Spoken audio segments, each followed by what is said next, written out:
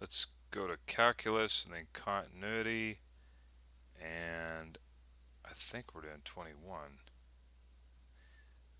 No, we're not doing, we just did that. 22, which is off the screen there. Okay, that looks like something that we're doing there. So we want to find another a that makes f of x continuous on the real number line. And we have x squared plus 2, x is less than or equal to 7, and a where x is greater than 7. Alright, I had to write that down.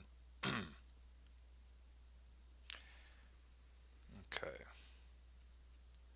so we want to make sure we write this so we know what's going on here. 32, whoa, that was the last problem. Let's erase that. Okay, this is x squared plus 2, and then we have x is less than or equal to 7, and a, some constant, where x is greater than 7. Now you notice I'm not drawing any graphs on these, we just got to trust the math. So the first thing we're going to do, and of course 7, where these two graphs join up is where we're concerned. This is where we're concerned right here. Alright, so we want to know f of 7. We know that that is going to be equal to a.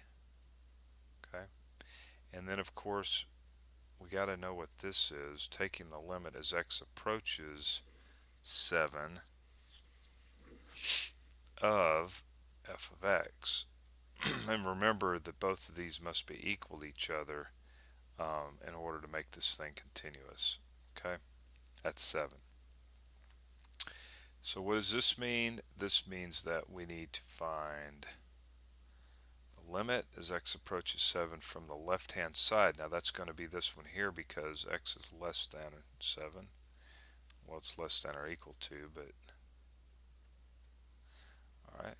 And of course we can just do direct substitution. 7 squared is 49, 50, 51. Actually, let me just do this so you don't get messed up. 49, 50, 51.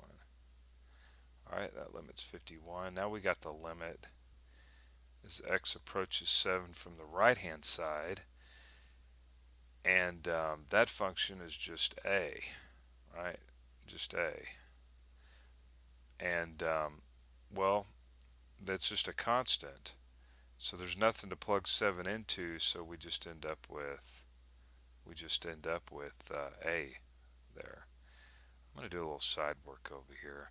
If I had f of x is equal to some number like 5, and I said, okay, well, what's f of 1? Well, f of 1 is 5, right? There's no x over here to plug 1 into, so it's always going to be 5 no matter what we plug into this. So that's the same thing going on here. You see, this is f of x equal to a. So no matter what we plug into this, it's still going to be a. Okay. All right. Now both of these must be equal to each other for this limit to exist. And so what we end up doing here is we came up with 51, and so we just set both these equal to each other. So 51 is equal to a, and guess what? We're done. A is equal to 51, right? So we get down, then we end up setting these two equal to each other, and a is 51. So we'll put 51 in there. All right, that seems pretty simple. Let's go over here, hit that, and that's what it says. All right, pretty simple stuff. Well, it's simple for me anyway. All right, go practice. See you there.